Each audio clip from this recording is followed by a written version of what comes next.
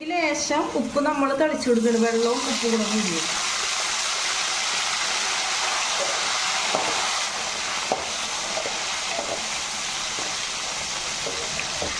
അത് ചക്കക്കുരു വെച്ചുള്ള റെസിപ്പിയാണ് കേട്ടോ. അതിന് ഞാനിവിടെ കുറച്ച് ചക്കക്കുരു എടുത്തിട്ടുണ്ട്.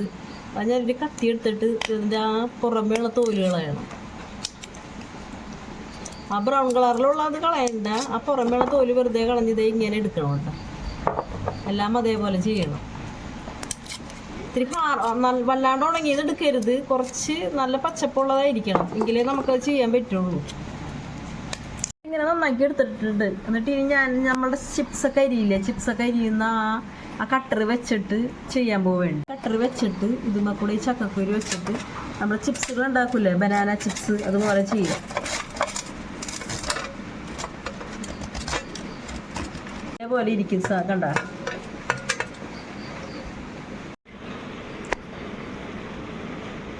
ഫ്രൂട്ട്സിൻ്റെ സീഡ് കൊണ്ടുള്ള നമ്മുടെ ചിപ്സ് ഇവിടെ ഞാൻ ഇതാക്കി വെച്ചിട്ടുണ്ട് കേട്ടോ. ഇനി ഞാനിതൊരു ജാക്ക് ഫ്രൂട്ട് സീഡ് ഞാനിങ്ങനെ ഈ വിധത്തിൽ ഇങ്ങനെ അരിഞ്ഞ് വെച്ചിട്ടുണ്ട് കേട്ടോ.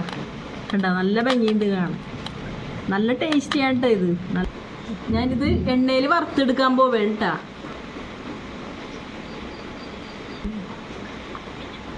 പാൻ അടുപ്പത്ത് വെച്ചിട്ടുണ്ട്. അത് നന്നായിട്ട് ചൂടായിട്ടുണ്ട്. അതിലേക്ക് ഞാൻ വെളിച്ചെണ്ണ ഒഴിച്ചു കൊടുക്കാൻ പോകുന്നു.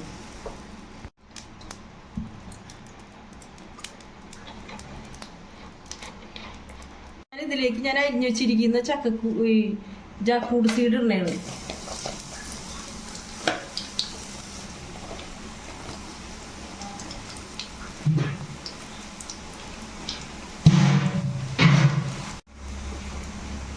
നന്നായിട്ട് ഇളക്കി കൊടുക്കാണ്ട് പെട്ടെന്ന് തയ്യാറാക്കാൻ പറ്റും. നല്ല ടേസ്റ്റാണ് ഇത്, നമ്മളുടെ ചിപ്സൊക്കെ പോലെ.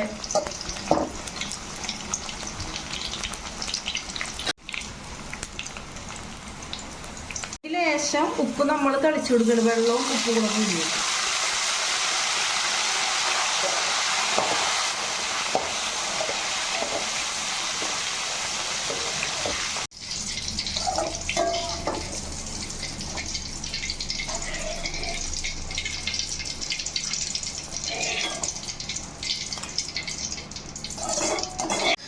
എൻ്റെ ഇവിടെ ജാക്ക് ഫ്രൂട്ട് സീഡ് വെച്ചിട്ടുള്ള ചിപ്സ് റെഡി ആയിട്ടുണ്ട്. ഞാനിതൊരു പുതിയ റെസിപ്പിയാണ്, നിങ്ങളൊന്ന് ട്രൈ ചെയ്ത് നോക്കാം. നല്ല ടേസ്റ്റാണ്.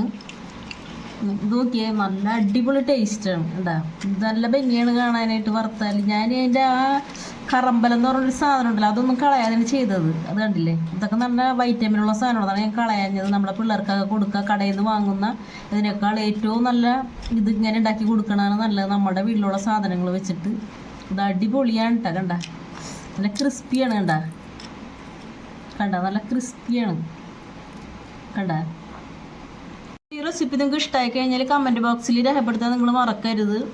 പിന്നെ എൻ്റെ വീഡിയോ നിങ്ങൾക്ക് ഇഷ്ടമായി ലൈക്ക് ചെയ്യുക, കമൻറ്റ് ചെയ്യുക, ഷെയർ ചെയ്യുക, സബ്സ്ക്രൈബ് ചെയ്യുക.